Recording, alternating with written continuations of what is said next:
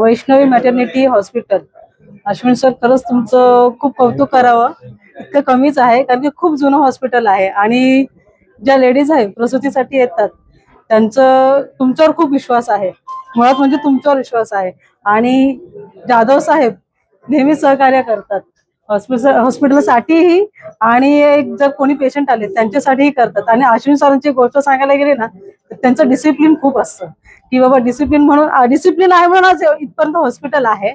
आणि हे क्लिनिंग तुम्ही बघाल, खूप स्वच्छता आहे. फक्त सर मी तुमच्याकडे अपेक्षा ठेवते एक महापौर म्हणून, की ज्याही प्रसूतीसाठी महिला येतात, कोणी गोरगरीबही येतात, तर त्यांच्याकडे तुम्ही जरा पर्सनल लक्ष द्याल आणि कुठेही त्यांच्यावरती काही असेल तर त्यांना थोडस रिझनेबल द्या.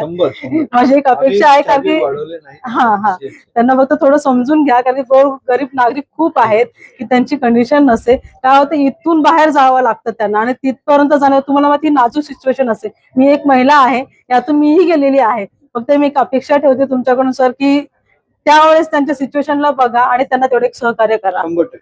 आणि हॉस्पिटलचं नाव जसं वैष्णवी आहे, तसंच देवीची पण कृपा तुमच्यावरती आहे. तर त्या देवीसाठी आणि ह्या देव्यांसाठी तुम्ही सहकार्य करताय, हीच खूप मोठी भावना आहे. आणि एवढीच एक आशा ठेवते की सर, असंच हॉस्पिटल तुमचं कुठेतरी अजूनही मोठं व्हावं आणि असंच तुमचंही नाव व्हावं, त्यासाठी मी तुम्हाला शुभेच्छा देते.